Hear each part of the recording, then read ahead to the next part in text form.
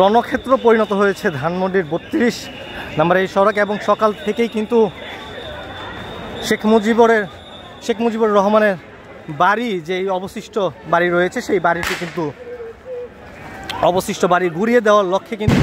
ঢাকা কলেজের এইখান থেকে কিন্তু 2টি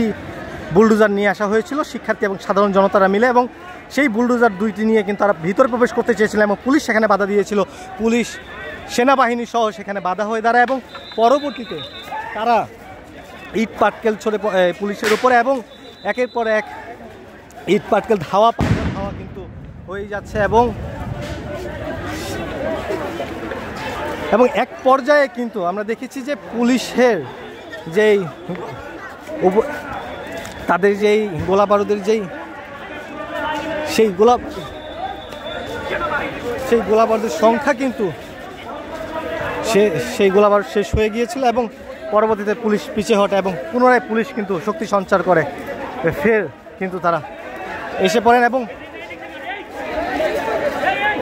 ইট পাটকেল কিন্তু ধানমন্ডি যে রাস্তা গিয়েছে এবং পান্থপথে যে রাস্তা, 2টি রাস্তা দিয়ে কিন্তু ইট পাটকেল ছোড়া হচ্ছে এবং পুলিশ কিন্তু ধীরে ধীরে আগে বাড়ছে এবং সাউন্ড গ্রেনেড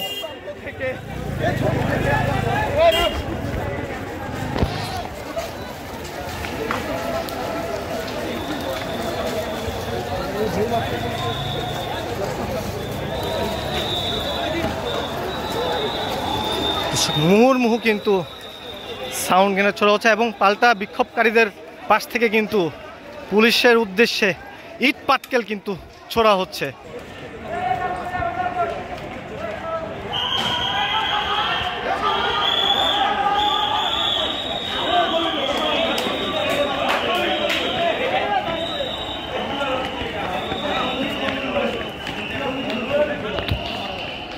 পুলিশের সাথে ছাত্র জনতার যে মুখোমুখি যে সংঘর্ষ,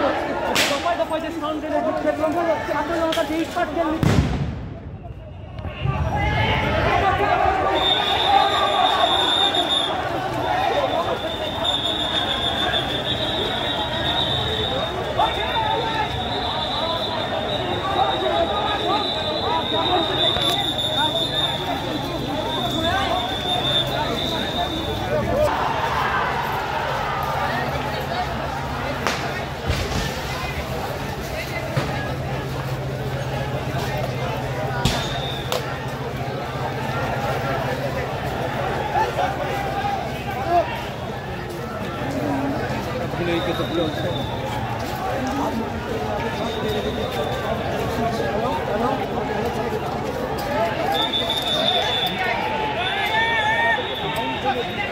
ভাই